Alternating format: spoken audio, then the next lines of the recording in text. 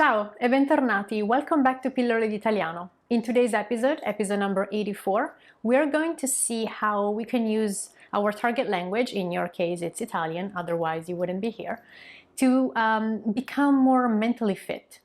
What do I mean by mentally fit? So we all know that learning a second or third language is going to help our brain stay active, stay healthy, stay young. But that's not what I want to talk about today.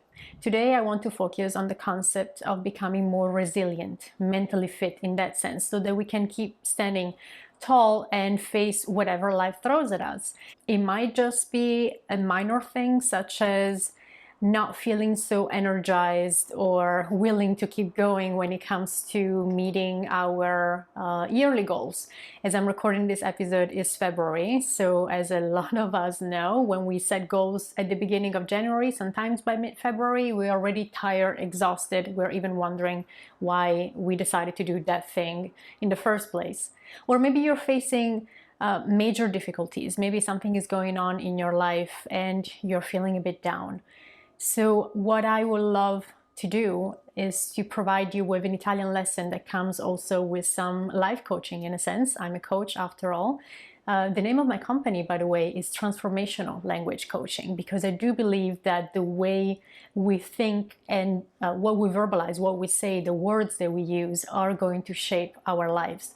And so if we're going to change the words that we use, if we're going to change our way of thinking, our habitual thinking patterns and speaking patterns, we can change our lives. What I want to do today is introduce you to 4 different ways of talking about giving up and their opposites.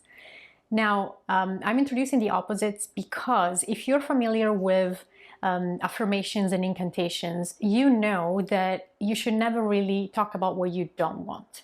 And so even say to give up and putting a negation in front of it and say, I don't want to give up, your mind perceives it as a positive command to give up, if that makes sense. That's why I'm going to give you the 4 opposites so that you can use them, expand your vocabulary first of all, and use them if you want as Italian affirmations, why not? In the first pairing, we have the verbs arrendersi and perseverare. Arrendersi is a reflexive verb that means to give up, and perseverare, well, you guess it, it's very similar to English, that means to persevere. Pairing number 2, we have the expression gettare la spugna, and the opposite is continuare a lottare, continuare a lottare. So now the first expression, gettare la spugna, it's basically like the English, to throw in the towel. Gettare means to throw, but in Italian we throw the sponge, la spugna, but it's the same concept, right? So to throw in the towel, gettare la spugna. And continuare a lottare, that's a more empowering statement, means to continue, continuare a lottare, to continue to fight. The third pairing is darsi per vinti versus camminare a testa alta. So the first expression, darsi per vinti, you see the verb darsi, that's a reflexive verb. Literally means to give oneself for won over, vinti. That's a past participle of the verb vincere. So basically to declare yourself as defeated. And the expression that I chose to go against it is camminare a testa alta. Camminare, so to walk, a testa alta, with your head high.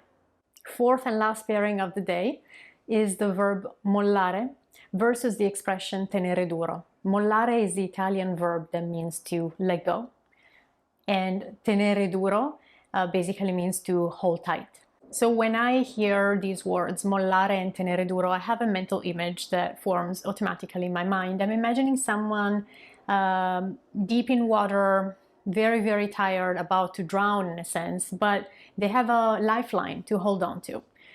They're getting tired and maybe they're thinking of letting go. That would be the verb mollare, and it's even more important in that moment to hold on tight, tenere duro.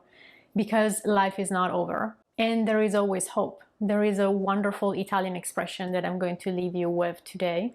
We say finché c'è vita c'è speranza. Finché c'è vita c'è speranza. So as long as there is life, there is hope. Well, let me thank you for spending a few minutes of your time with me today.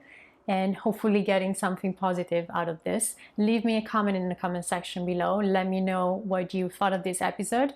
Try and use the expressions that I gave you, maybe to come up using the imperatives, right? To come up with commands that you can give to yourself to cheer up, to re-energize, to recommit to your goals. And don't forget to like the video if you enjoyed it, subscribe to the channel if you're new to it, and I will see you in a week. Ciao, a presto!